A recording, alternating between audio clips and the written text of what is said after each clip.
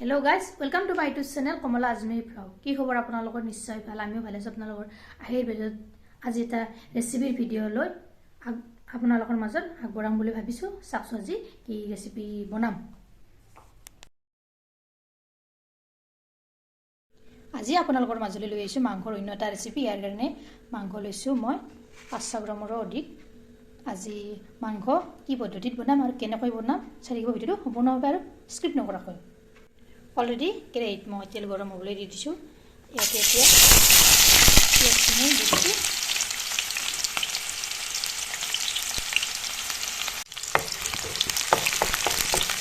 পিয়াজখিনি অলপ ৰং চেঙুৱা কৰি লওঁ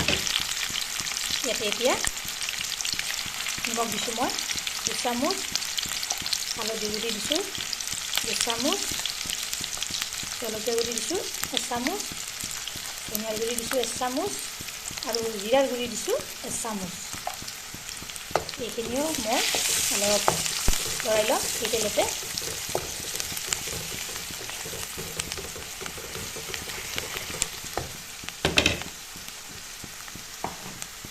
ইয়াতে এতিয়া মাংসখিনি দি দিম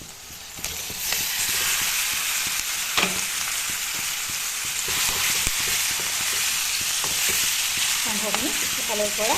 লৰাই যাম অলপ কৰি মাংসখিনি ইফালৰ পৰা ভালদৰে লৰাই দিলে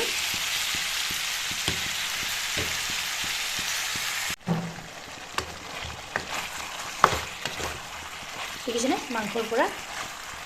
পানীবিলাক ওলাব ধৰিছে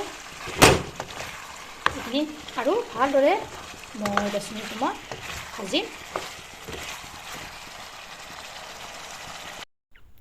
ইয়াতে এতিয়া দিম মই আদা নহৰুৰ পেষ্ট 1 চামুচ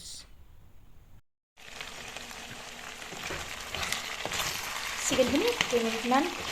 ভজাৰ হৈ গ'ল এয়া দেখিছেনে এই ধুনীয়া ৰং চেঙুৱা হৈছে ইয়াতে এতিয়া মই অলপ পানী দিম এয়া গৰম পানী দি দিছোঁ মাংসখিনি সিজিবলৈ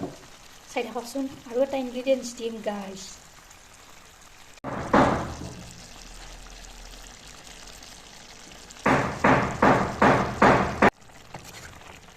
ইয়া পানী দি মাংসখিনি মই সিজিবলৈ দিম আজি গাইছ মাংসৰ লগত কি ইনগ্ৰিডিয়েণ্টছ দিম জানেনে ইয়া আছে নেচেৰা এক ঘৰৰ নেচেৰা গছৰ পৰা ছিঙি আনি বনালোঁ আপোনালোকে এনেদৰে খাইছেনে নেচেৰাৰ লগত মাংস ইয়া মই নেচেৰাখিনি এয়া মাংসৰ লগত দি দিলোঁ দি এতিয়া সিজিবলৈ দিম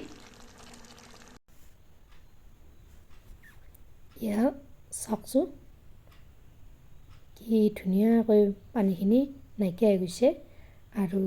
নেচেৰাখিনিও মাংসৰ লগত ধুনীয়া ছেট হৈ গৈছে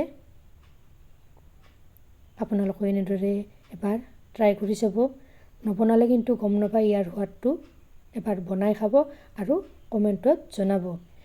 খাই কেনেকুৱা পালে ভিডিঅ'টো ভাল লাগিলে লাইক কৰিব শেয়াৰ কৰিব কমেণ্ট কৰিব আৰু মোৰ চেনেল যদি নতুনকৈ আছে চেনেলটো সাবস্ক্ৰাইব কৰিব লগতে ফেচবুক পেজতো ফলো কৰিব ধন্যবাদ জয় আই অসম